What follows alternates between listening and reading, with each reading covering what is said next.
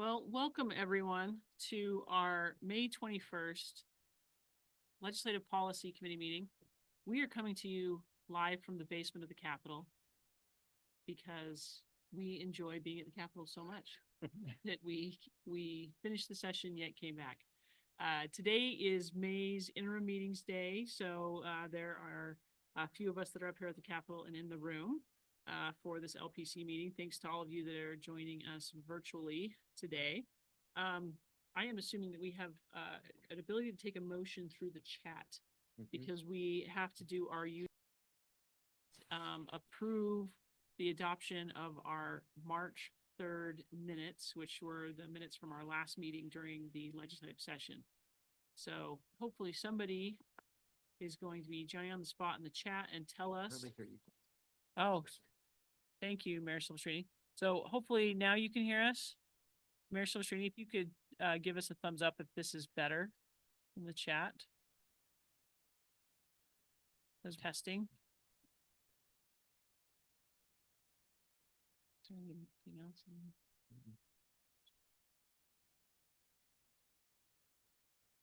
Okay, so we, just in case you weren't able to hear, this is our LPC meeting. We're coming to you live from the basement of the Capitol. Feels like we've never left.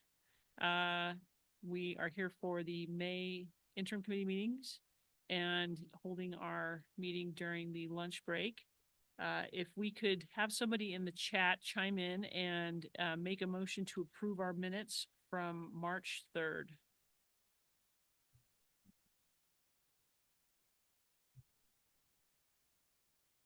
Okay, it sounds like we have a motion in the chat. Great. I see a motion from Seth Perrins and a second from Mayor Silvestrini. So all in favor of approving the minutes, please indicate with an eye or a thumbs up.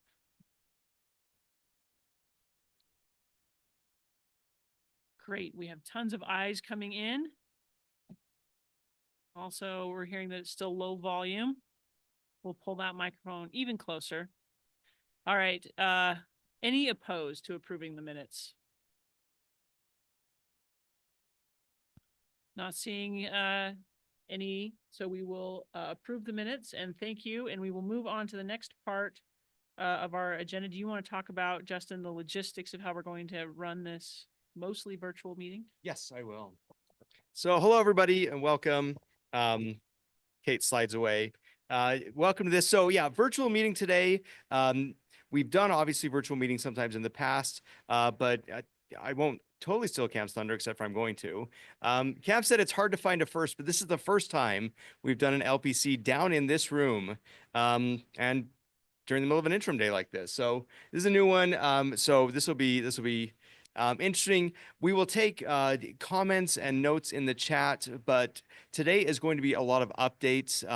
Obviously, being the interim, there are not a lot of bills that are out there yet, and by not a lot, I mean none bills that are out there yet. And so we're going to be giving you a lot of updates about what's going to be happening during the interim, some other upcoming things, and then just note that the committee start again at 1:15, so we're also going to be a little quick today. With that. First, just a reminder, there's wildfire seasons coming up. I don't think that's April 28th, is that?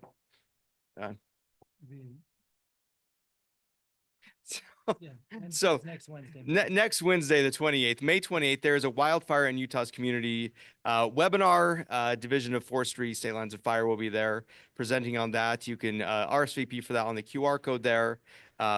So that one is coming out. We'll also put some reminders in Friday Facts. But with the long weekend, that one will come sooner than later. Couple other quick things. Staff was accepting LPC roster updates during the month of August per the bylaws. Those were updated by the board last January. So we will send you an email containing the members we have listed for your municipality, and then you can submit those updates in August for any changes to the LPC. So there's the LPC sign in. We don't have any big votes today, so feel free to sign in, but not as important as when we have votes, but it is nice to know who is there. So a couple of things. We have Legislative Policy Committee. Our next one will be August 25th. Yes, there's an echo in the room. All right. August 25th is our next policy committee. That will be at noon. That will be back on a Monday and back in person at the Trust Building for those who often come in person. You can also find the clips and resources from mid-year at ulct.org/midyear-conference. And then we're going to get into what's coming up today. So starting off with an interim preview for anyone that is new to interim. For anyone who has tried to forget interim, just a quick primer on what interim looks like. So interim refers to the entire time that we are not in the general session. During the interim, we have interim committees that are made up of both House and Senate members. So during the legislative session, you have Senate committees, you have House committees, but during the interim, the committees are combined. So we have both senators and representatives on those committees together. Appropriation subcommittee is marked on the asterisk, so we do have appropriations during the interim as well. But May 21st, it's usually the third week of the month that we have those committees. So May 21st, June 17th and 18th, August 19th and 20th, September 16th, October 14th and 15th, and then November 19th are the interim meetings that will be coming up. So during those meetings, they'll talk about different things that they're studying. We'll start seeing bills come up in those meetings. But when we talk about interim, this is really what we're talking about is these interim committee meetings. There's an approved interim study items list. So Legislative Management Committee, which is basically leadership, got together last month and approved the master list of everything that they're going to study this month. This interim during this year. So an important couple of notes about the interim study list is you can scan the QR code to see that list. The list is not comprehensive in that there are other things that they can look at, even if it's not on this list. A legislator can bring their own bill. If there's something not on the list, an individual legislator may still be looking at it. But this gives you a good idea of the things that they are going to be looking at throughout the interim. So if you have questions about anything on this list, they've approved most of those today. We'll see what comes out in the next few days. For example, today in the Political Subdivisions Committee, which a shout out to them, they finished in 40 minutes, which also may be a first for an interim committee. They added on looking at splitting counties, which was a bill that was up last year, but Representative Tusher brought that back, and it will be on the interim list for the Political Subdivisions Committee now. So there's an opportunity for them to add things onto that list as they get going. Special session, you've probably heard a lot of rumors around special sessions. Some of those, coming from the governor who said there will be a special session in May. There's not a special session in May. We don't have a special session today. So there was no veto override session this year. That constitutional deadline passed a couple of weeks ago. When you look at the calendar, which I know many of you do, most months when there are interim meetings, the Senate will have an extraordinary session, and that is to confirm governor appointees to various things. Extraordinary sessions are not the same as special sessions. It's normal for the Senate to meet at the end of every interim day to do those confirmations, but those are extraordinary sessions, not special sessions. There are no special sessions currently scheduled. We usually don't hear about them until 5 days, 7 days before, and we'll hear the rumor mill all the time. The most concrete rumor right now is that there will be a special session in September, but special sessions, you never know. If something comes up, if there's something around wildfire, for example, that they need to have a statewide law or appropriations about, if something exciting comes up, there may be a special session, but right now, nothing currently scheduled. So if you've heard all the rumors about special sessions, there's nothing out there right now. The governor generally calls a special session, but the legislature, in their infinite wisdom, did give themselves the power to call themselves into session as well a few years back, so they could call themselves in, even if the governor wasn't on board with something. Other interim topics, homeless policy. So during the LPC, during the session, the LPC voted to not change the mitigation fund because of uncertainty about state systemic changes. The LPC also voted to consider ways to bring more money into the mitigation fund and consider how to recognize what else cities are doing. So the State Homeless Council is considering systemic changes with a new campus model, which would impact the mitigation fund. And the State Homeless Council and State Housing Plan are looking at how to increase supply of transitional housing and deeply affordable housing. So if you are interested in talking about this, if you're not already engaged in those homelessness discussions, please reach out to Molly Wheeler. Her email is there on the board for more information. Revenue. I'm going to turn this one over to Cam. Perfect. Thank you, Justin. And I like that term, concrete rumor. That is also a new one up here. Welcome, everybody. Thanks for tuning in. It looks like we have, Cassidy, how many people are 173 online, which is fantastic. So thanks for making time to join here. The one other thing I'll quickly add on the homelessness policy from a moment ago is that Molly is going to be reaching out one-on-one to the cities that currently have homeless resource centers or equivalent facilities in your city. We also had a discussion about this topic at the mid-year conference in the caucus of the cities of the first and second class. So there are several people there who had volunteered. So Molly's going to be reaching out to you as well. So if you are in one of those two groups, expect Molly to contact you soon. If you're not in either of those two groups but want to be involved, then reach out. And this will actually be one of several homework assignments that we have for you over the course of this LPC.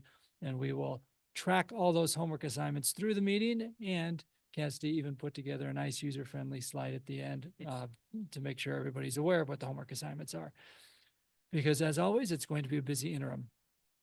On the revenue side, there is a lot of focus up here right now around fees generally that local governments impose, and not just cities and towns, but counties, school districts, and the like, and specifically around transportation utility fee.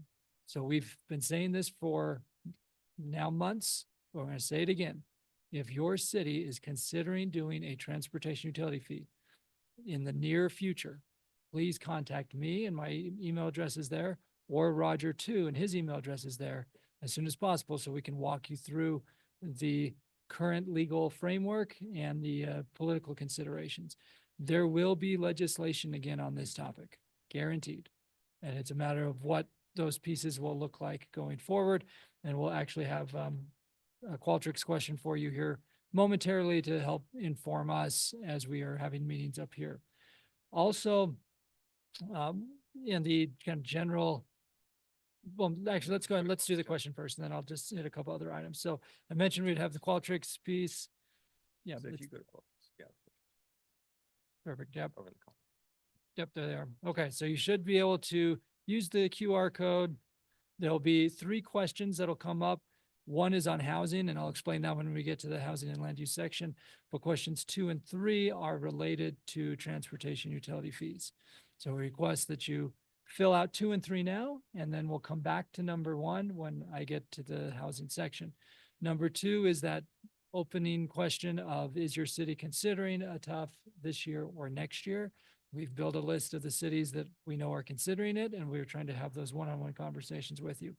The other question deals with the user fee component for houses of worship. This was basically where the negotiation stopped during the last few days of the legislative session. And we want to, now that the dust has settled from the legislative session, we want to understand the level of prioritization for your cities on that particular policy concept. We recognize the devil's in the details. That's an interesting pun to use here, but we recognize the details will matter, and that, but right now, angels in the architecture. We've brought it full circle, but we want to get a sense of the prioritization level for your community, because that'll be helpful in the negotiations. While you are filling out those questions, let me just quickly mention a couple of other items that are out there. We've received questions about these, and so there's nothing to discuss yet, but there will be at future meetings. Number 1, there is an asset and investment task force that is tasked. Well, task force is tasked. How about that? I'm doing well today. But the task force is responsible to look at all public entities and their public fund investments, strategies, and analysis of economic impact, and report back to the legislature by November. So this is the Asset and Investment Task Force, and every public entity should be aware of this task force. So that's why we're bringing it up here. The league has nominated Paul Jerome, who is a former finance director and currently an assistant city manager from West Jordan, to be the municipal voice on that task force. That task force also includes voices from school districts, counties, the state, and the private sector. Treasurer Marlo Oaks is leading that task force and again has to report back to the legislature by November. So we'll be coordinating with Paul. If you're interested in being part of that conversation, let us know. We've also made sure to bring that up with your treasurers and finance officers during conferences this spring. Second thing, I even hesitate bringing this up because the session is still too fresh, but I get questions all the time about the Beehive Development Agency and SB 337. Yes, that bill in some form or fashion is likely to return. So stay tuned. We have not had any earnest discussions yet, but we anticipate those. And Justin will talk about change in House leadership. Basically, we're waiting for that to settle, and then I think these conversations will start anew. The governor is still very focused on nuclear power. Justin and I attended his first nuclear summit 3 weeks ago now, and Councilmember Bradshaw was there with us. And that was part of the discussion on SB 337 last session. And then for those counties that are currently in drought, the governor continues to emphasize that everyone, including local governments, needs to do their part on water conservation statewide, but particularly in the 17 counties that are affected severely by drought right now, and that were part of his drought proclamation. Okay, hey, great. We're up to 184 participants. This is awesome.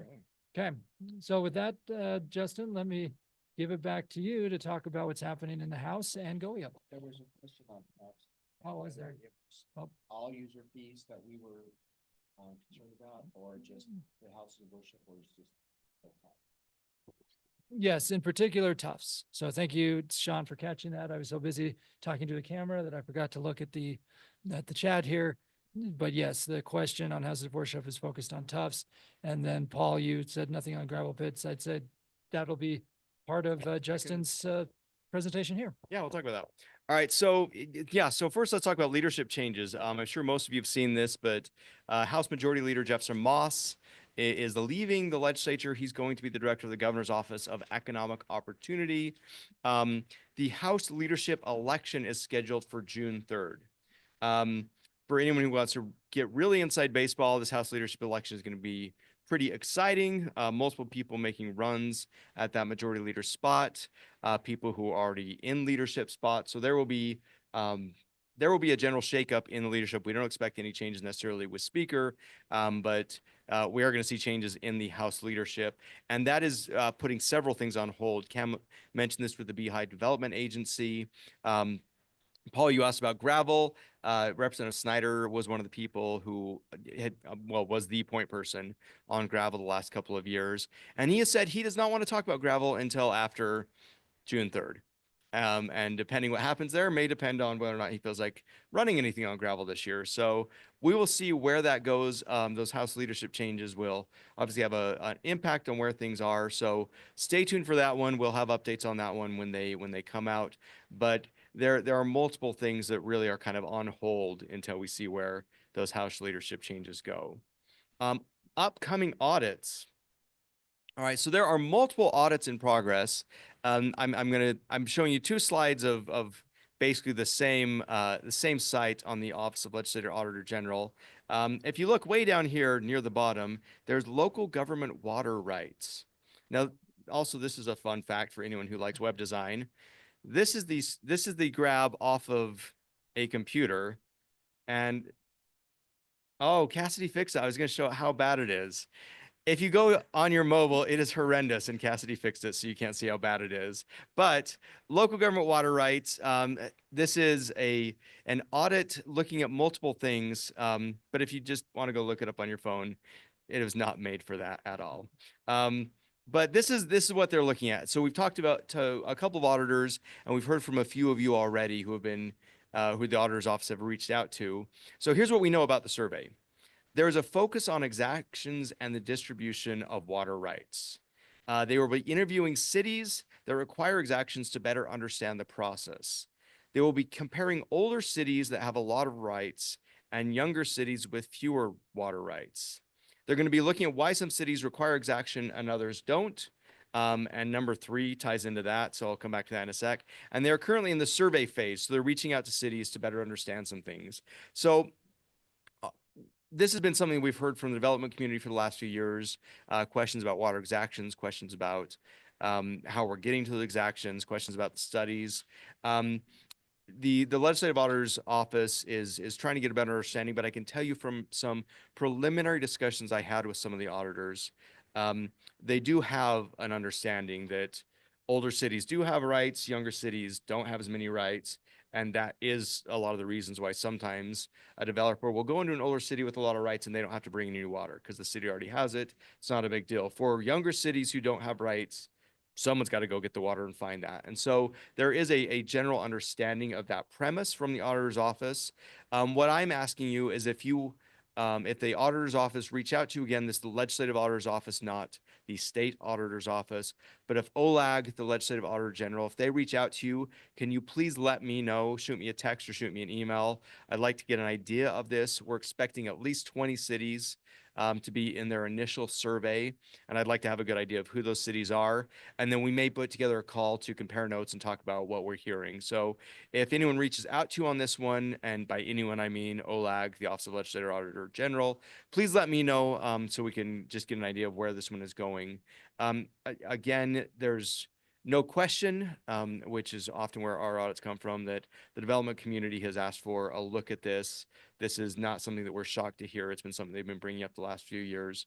But just please reach out to me, jlee@ulct.org, for a minute until our emails change, and let me know if they've reached out to you, and then we can continue coordinating on that one. Faces and Places. Cass, are you doing this one or is Cam doing this one? Yep. Cam's starting. All right. I'm starting while she works on the camera. Thank you, Justin. And Justin's request about the water audit is homework assignment number 2. So hopefully you're keeping track at home. There will be slides at the end that talk through the homework assignments. Faces and Places is something that I referenced during the mid-year conference, but it came out of our strategic session with the League Board of Directors in St. George. We had some really in-depth discussions with the League board members around several topics. One topic was around how to navigate the situation when you have cities that are considered quote unquote bad actor cities because of things that they've done that attract attention from legislators, and how the league should engage there. That will continue to be a topic of discussion at the board level.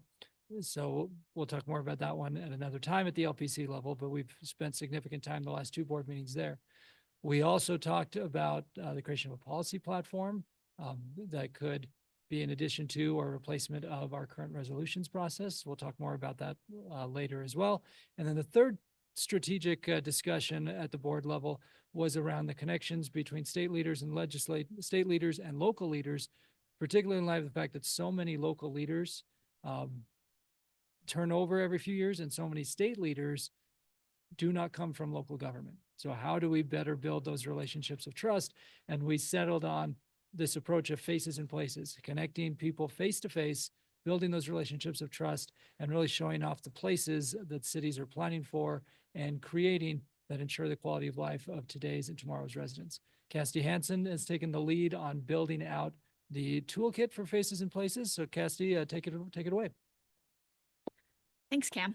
So one thing that I really like about this toolkit is it's going to evolve over time. So we have it set up right now to have things that you need. So it'll have a link to get you to our daily legislative update. It has a link that will take you to where you need to go to determine who are your legislators. Because as you know, when you get online to the Capitol and the legislature's website, it'll only show you where your address and what your legislators are there. But when you're working citywide, it's important to know all of your legislators, and it's not always easy. So that's another thing. It gives you lots of ideas as to what you can do to build those relationships with your legislators. And that starts today. I think often we start inviting legislators to things in the fall or like right before session starts, but that's when they also get the most invites and are really busy. So as you're planning your events this summer and as you're working on new projects this summer, be sure to extend an invite to those legislators and to recognize them for attending your events and posting pictures of them and things like that. And just be sure to build that relationship so when they have issues, they can come to you directly as a city versus just running a bill. So really, we want you to build these relationships so you can make asks later and you can help solve problems now. And this toolkit kind of just gives you some ideas as to how you can do that, and we'll be working on it as it evolves. Perfect. Thank you, Cassidy. So this toolkit called Faces and Places will be available in Friday Facts this week and beyond, and available on our website. And it does include a bunch of best practices from what different cities have done to build those relationships. And it's maybe as simple as inviting them to your rodeo or 4th of July celebration. It may be a police ride along. It may be inviting them to a ribbon cutting. So it's above and beyond the, let's have them come talk to the city council once a year. It's really trying to build those relationships. And so we've gathered a lot of the feedback that cities have done and put it all here in this one place. And if nothing else, if you can just remember faces and places, think about the places that you're planning in your community.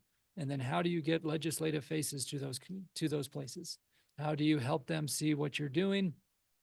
And recognize that what we often hear from you is that you feel good about the relationship that you have with your legislator. It's the legislator down the street that is problematic. Okay, so how can you work with your neighboring cities to then bring a regional group of legislators to come see your places and be part of that network? There's also some tips in there about what happens when you do have a legislator that is just not really friendly to the city. What can you do in that situation? Because we get asked those questions all the time as well. So we're hoping that this toolkit that we will continue to build on will be helpful to you. And then we recognize that there will be a bunch of newly elected mayors and council members come this fall. And this will be a nice starting point for them to say, congratulations, welcome to City Hall. Let's connect you with your legislators and show off the places to legislative faces. So hence Faces and Places. I'm going to say that thousands of times, I think, over the next few months. So speaking of places, now it's land use. This is me, right? Oh, this is all you got. I'm gonna slide over. Yeah, yeah, thanks.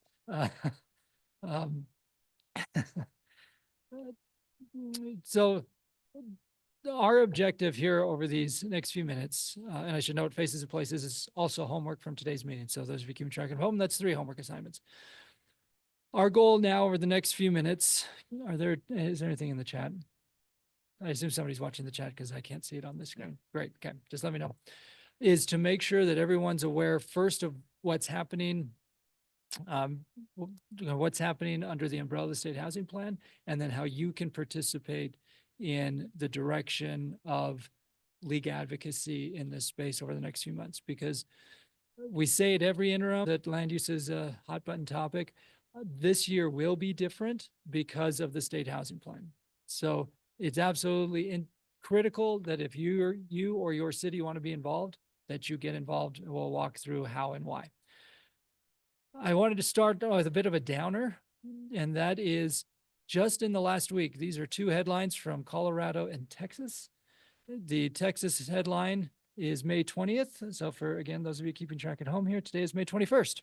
So that headline is not even 24 hours old. And then the Colorado headline is almost a week old from last Friday. So these are the latest in a long list of examples from other states about what I view as a very problematic preemption of the state stepping in with one-size-fits-all mandates on local land use. I meet regularly with my counterparts in state leagues around the country, and we are constantly trying to learn from each other, sometimes what to do and sometimes what not to do.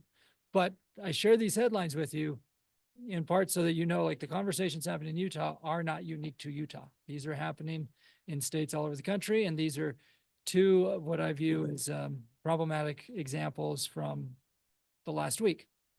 Now, that's the bad news. Now let's talk about, something that is more positive, and that is that thus far, the spirit of collaboration it still rings true here in Utah when we talk about housing and land use and our mantra of partnership, not preemption. Though, fun fact, if you read that Colorado article, my counterpart, Kevin, in Colorado, uses our line, partnership, not preemption, because I preached that to all my state league colleagues, and that was part of his response to the Colorado governor. Well, in the moving pieces here, you have Governor Cox's Build Here initiative, which is the centerpiece of his second term.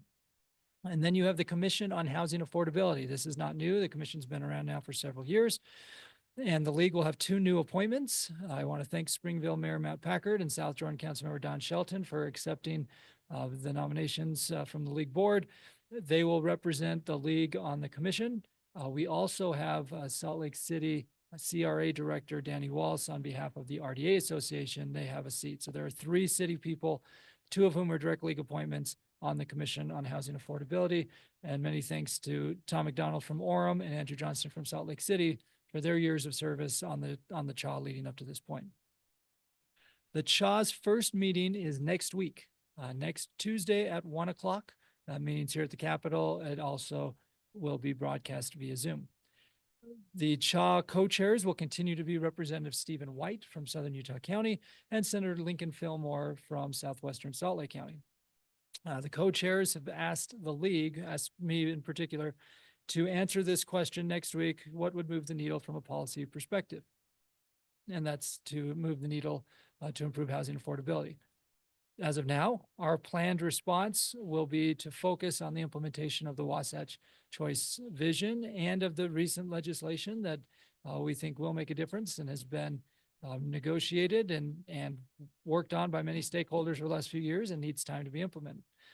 We're going to ask you a Slido question here in a moment of like, is there anything else that you would like us to consider in that presentation that we've been asked to give next Tuesday? So Cassidy, are we going back to the Qualtrics link, or do people just still have the Qualtrics, or we expect people to just still have the Qualtrics link from before? Okay, I'll let you do that. If you want to post it while I walk through these other pieces, that would be great. So we just put in the chat. Is that what you're gonna do? Okay, so if you don't already still have the Qualtrics link open, Cassidy is putting it in the chat. So thank you, Cassidy, for that. In addition to the Commission on Housing Affordability, you have the Salt Lake Chamber-led Utah Rising Initiative. And that includes the other chambers around the state.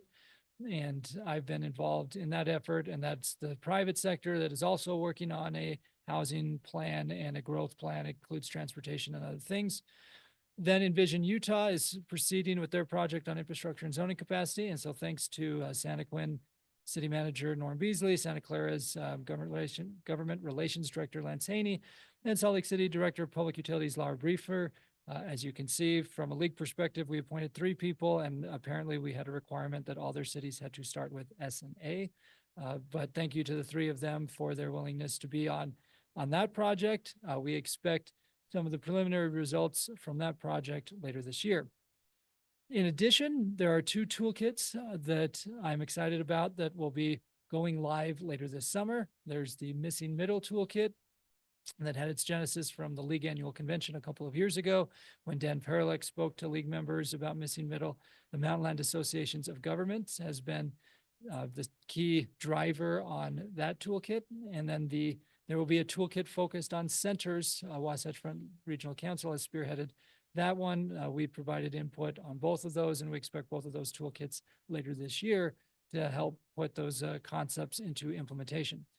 All of those things are related to, but independent of, the Utah Housing Plan process. So I'm going to stop there for a moment just to see, Cassidy, if there are any questions that pop up in the chat room about all of the moving pieces outside of the housing plan before I get into the housing plan. These are the 2 toolkits that I was referencing that are coming soon.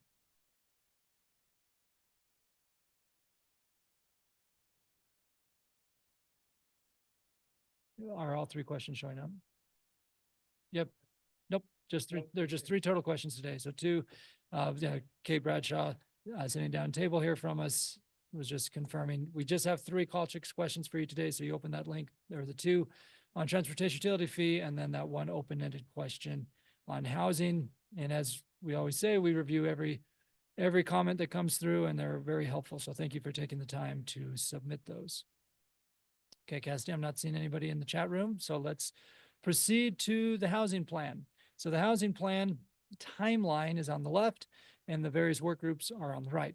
On the timeline side, this group has been meeting now for, let's see, it's May 21st now, but over the last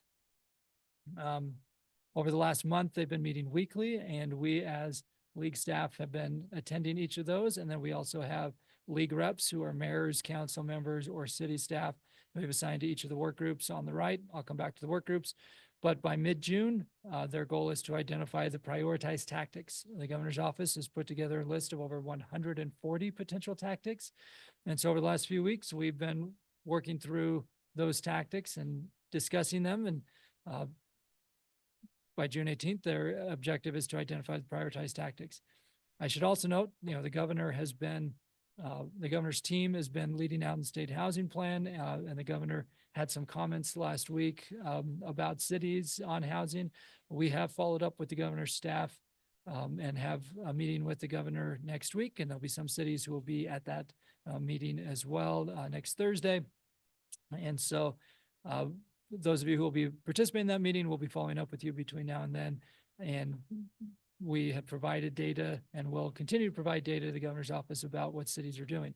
One interesting tidbit that came back to us in those conversations was first an acknowledgement that yes, a lot of cities are doing really good things in the planning space, but also a frustration that some weren't, and wanting to have a discussion about why those communities weren't. So I mentioned that at the board level, we're having conversations around this quote unquote bad actor piece, and there's a lot of nuance there that we won't get into right now. But just know that that was part of our follow-up to the comments in the Deseret News last week. So the timeline for the state housing plan, you can see mid-June, and then you can see it kind of works its way through with a final deadline of mid-December. So between now and then, they have different benchmarks that they will need to hit, including presenting to the Political Subdivisions Interim Committee. So you think about the steps here. Step one is reviewing all of these tactics in the various work groups. Step two is to prioritize them, debate them, and then ultimately develop a plan that then they would present publicly to the governor and to legislative leaders. And the work groups are not the decision-making bodies. It will actually go to the steering committee for the state housing plan. Former league president and Mill Creek Mayor Jeff Silvestrini is representing the league on that small steering committee. The steering committee will weigh in, then we'll go to the Commission on Housing Affordability, and then we'll go to the legislature. So there'll be multiple steps throughout this process to provide input. And again, thank you to the league members who are dedicating time and effort to be part of these different work groups. The work groups are listed on the side. There are 5 official work groups and then 1 unofficial work group, which is the Land Use Task Force, which has been going strong now for nearly 20 years. To give you a sense of how these things are being organized and recognizing we're still in the middle of that organizational process, here's just a sense of what it looks like. Work Group 2's primary focus is around subsidized affordable housing up to 120% area median income, also focus on starter homes and a variety of other things. So that's just a snapshot of what they're looking at. Thus far, they've created 5 policy buckets that they want to look at. So you can see what those topics are. Work Group 3 is focused on market rate housing. You can see what those buckets are. We have not gotten into the substantive debate about the actual tactics themselves. Right now, it's been more of a organizational process of which topics are we going to discuss. So we've not gotten into pros and cons of certain tactics, or really more importantly, should the state make the decision? Should local governments make the decision? Are we talking about incentives? Are we talking about mandates? We have not gotten to that point yet, but we will in the next few weeks. So that gives you a quick sense of where things are at housing plan wise. And the league has put together an LPC advisory subgroup that the board has confirmed. That subgroup met last week as basically our organizing meeting. And then we've laid out these meetings so that the LPC advisory group can have dedicated time to do a deep dive on the different topics in the various policy buckets and provide league staff and our league representatives with feedback. So when they go into those meetings, they've heard from a broader cross-section of league members.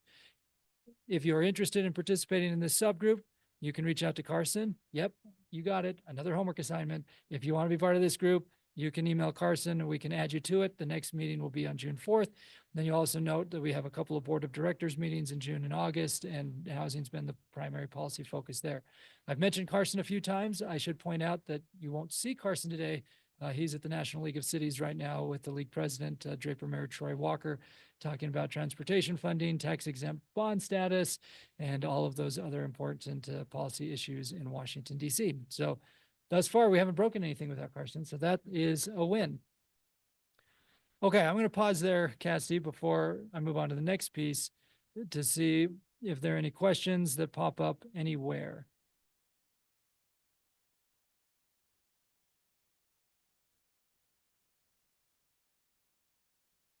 Okay.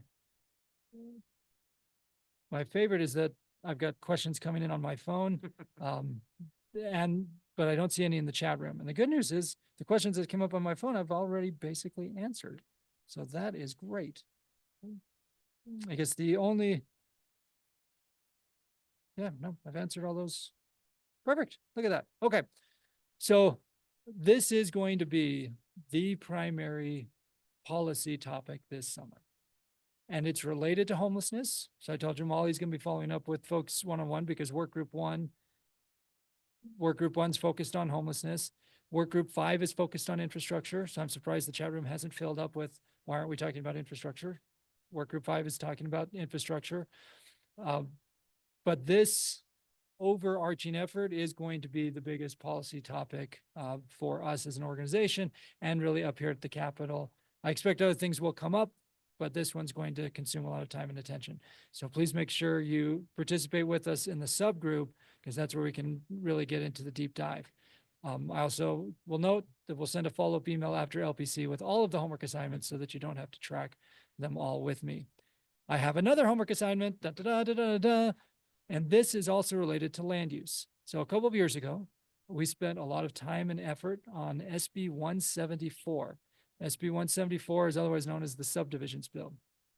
And subdivisions bill was a consensus bill, a hard-fought consensus bill, where we were trying to improve the overall process around subdivisions. And I won't go into all those details now, but we also secured technical assistance money for subdivisions that some cities were able to utilize to update those ordinances, and we had a delayed effective date to give cities enough time and bandwidth to update those ordinances. We are trying to build out a master list of every city that has updated their subdivisions ordinances. What you see on this screen are the cities that we need confirmation of whether or not you have updated your subdivision ordinances. The ones that are in italics are cities that are also MIHP cities, because we want to be able to go back to the governor next week and in other meetings and be able to say, you asked us to do these things. We have done these things. Now, if your name is on this list, it doesn't mean you haven't done it. It just means we haven't heard back from you. We sent out some emails, and then the Department of Workforce Services was responsible for the technical assistance money. So they were tracking the list. And so we want to build out the list. So Paul, I see you wrote in the chat room that Cedars updates subdivision ordinances. Perfect. Feel free, if you know that you've done it, put it in the old chat room. Alexa's standing by to update the spreadsheet as we speak. So you can either email her or you can just put it in the old chat room. But just know, if we don't hear from you today, we'll be following up with you so we can fill out this list and then see where the gaps are so we can follow up accordingly, because we want to be able to tell this story that this was a heavy lift and it was a significant change, but we followed through on what we committed to do. So excellent. Midway, Springville, Parowan, check, check, check. Providence, excellent. Yep. Keep them coming. Keep them coming. Alexa's excited. Turn into a telephone here. That's right. Telethon. Gary Crane says Morgan has. Well, I'm relieved that Gary was on top of it. Thank you, Gary. Okay, so Perfect. the great question here as this is coming in, Mark, I don't want to lose your question. How do we find out if you're on your list of bad actor cities? That is an excellent question, and that is a longer discussion. What the discussion we've had the last 2 board meetings, and keep these coming, by the way, on subdivisions. This is awesome. Alexa's typing as fast as she can.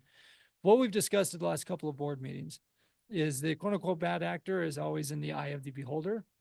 And just because a city says no to somebody does not in turn make them a bad actor.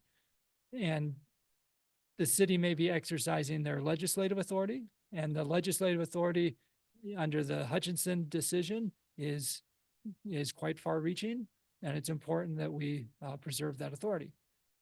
There's also the administrative piece where just because a city does it differently than another city doesn't necessarily mean that they are quote unquote bad.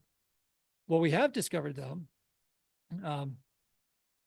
no, for Mermon, I owe you an email on agritourism. We have not forgotten it. It's just been a busy week with interim. So don't worry, Mayor. And I also, Mayor, need to follow up with you on park funding. So I'm actually going to come back to that here in a second.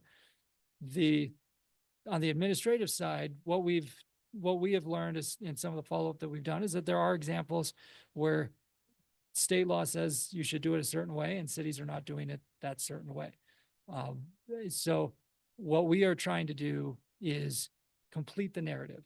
Like, what is it that we actually mean? And then how can we help address those areas where there are shortcomings? And then what happens if you have a city that acts in such a way that creates a political vulnerability for the rest of the organization?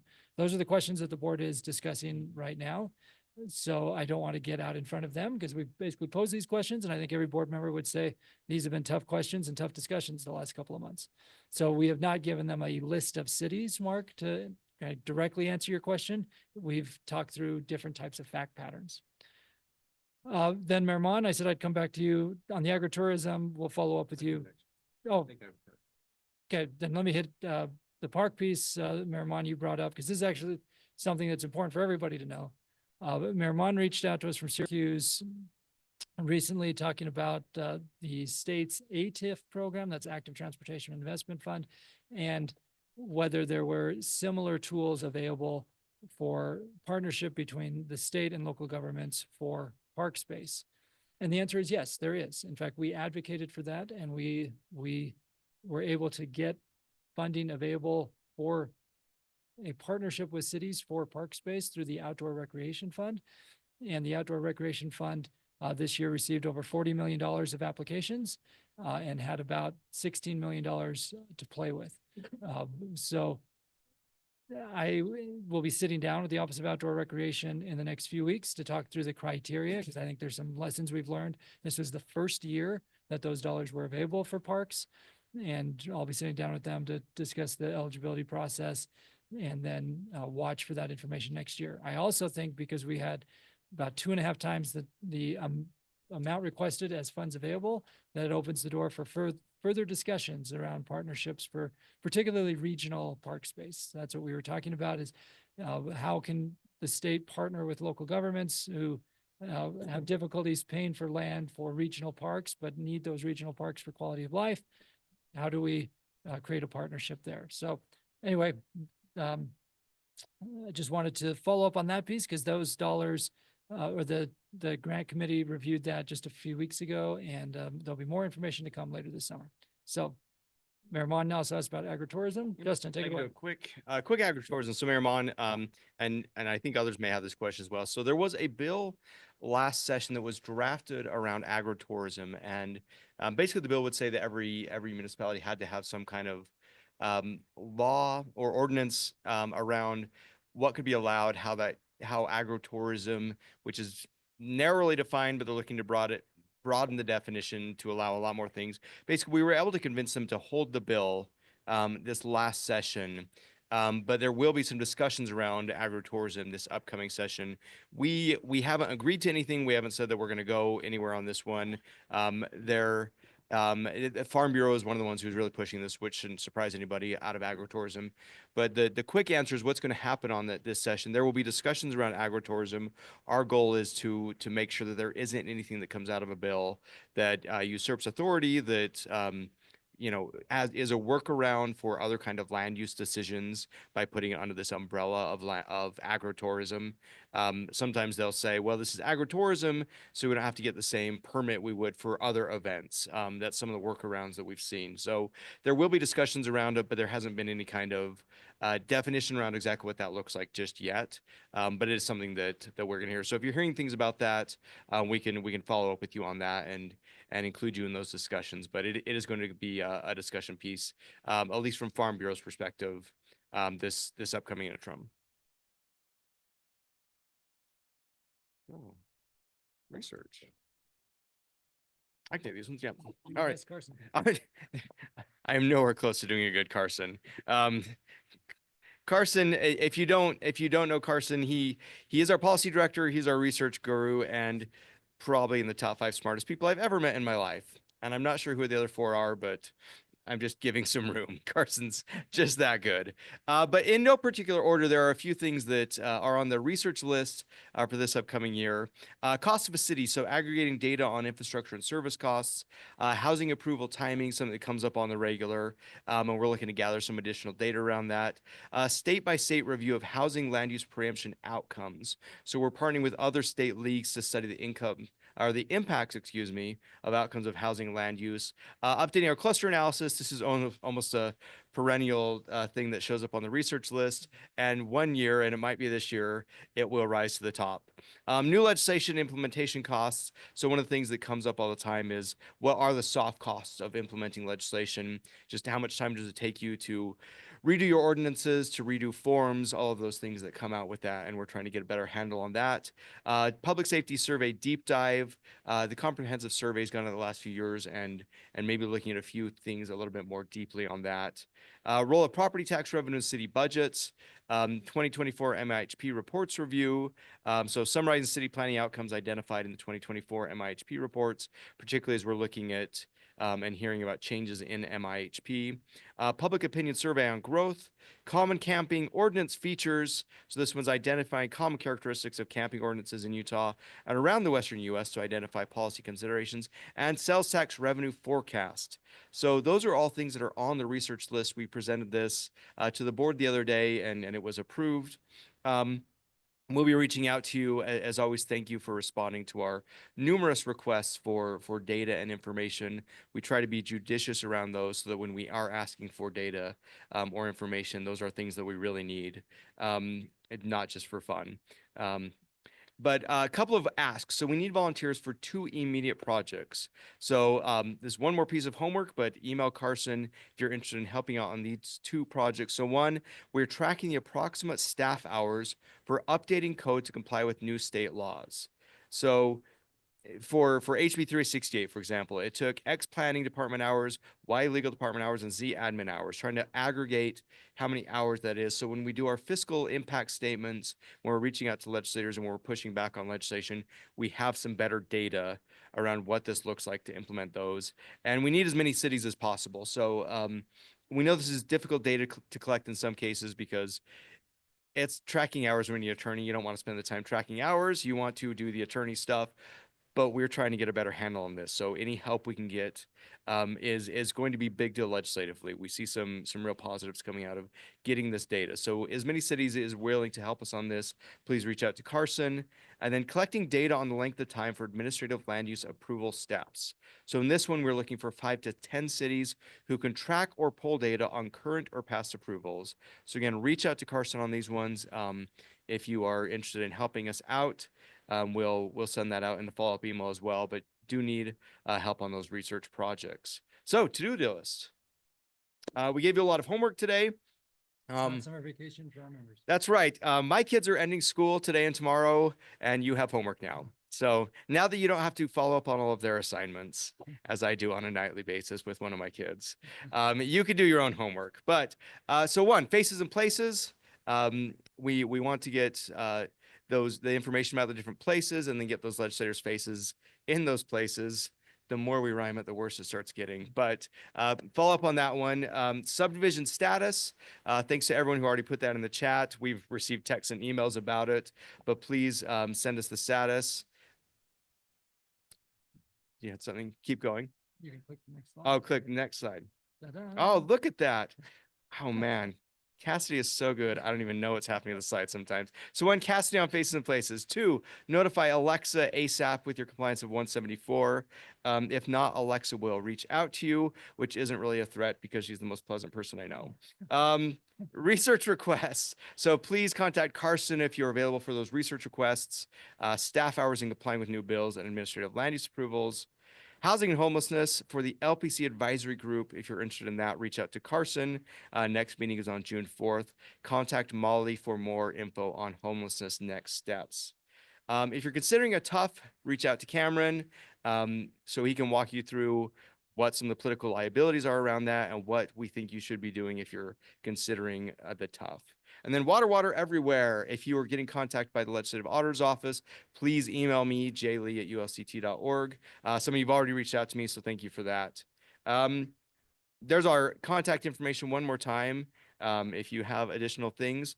And before we adjourn, I'm going to embarrass Cam for a second because I have the mic. Cam received an award yesterday. Oh, And although Cameron is not old enough to receive this kind of award, he is so good, he did it anyway. The American Society for Public Administration gave Cameron a Lifetime Achievement Award, which is pretty awesome.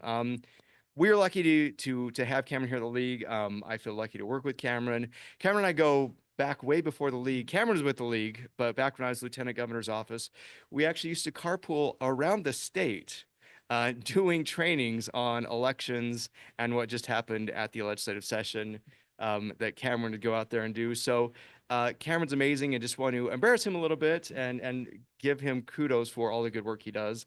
At his very young age, which I won't say, he got a Lifetime Achievement Award, which is pretty amazing. So any final words, Cam?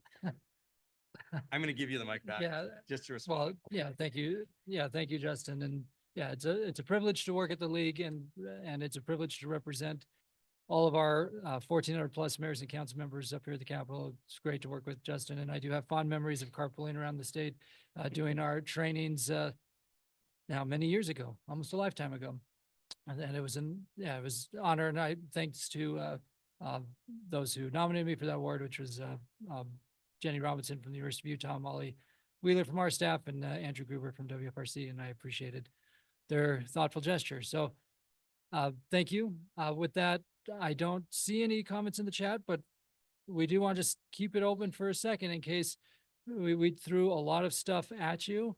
So is there, oh, Just congratulations. nice things. So thank you very much. It is a team effort. And maybe Kate, before I turn the mic back to you, I want to just end with that you've got a bunch of league staff sitting around the table right now, that in a few minutes we will all sprint off to different committee hearings. We've got city attorneys and city administrators and others up here today, because ultimately the strength of the league is the membership, and it is a team effort, everything we do up here. So I appreciate the award, but it really is a team effort. So thank you, Justin. And we will not have LPC in June, but we will have our subgroup meetings, and then we'll be following up on those different topics. Are there any other comments or questions that have arisen in the chat room? Good Yeah, question. Mayor Phippen, my wife was with me yesterday for it, and I thought, well, maybe this means it's time to retire. But apparently that's not in the cards yet. Yeah. Alright. Okay. Any other things Nope. that popped up there? No, it was just that. Okay. So, okay, we'll turn it back to you. Turn it back. for anything else. I think I'm a year older than you, Cameron, so I'm looking forward to seeing what you're gonna do with the second half of your life. And I guess I need to work on some additional things so I can feel accomplished. I think we are now to that point where we can have a motion to adjourn. I am looking forward to a bunch of people making it in the chat. Mayor Silvestrini, thank you for making that motion. Second. And second by Pat Campbell, thank you. So we are adjourned. We will see everyone in August. And don't forget to do your homework assignments. And if you're participating in a subgroup, it is not summer break for the rest of you. And good luck to everybody who will be moving on to the campaign trail for the summer.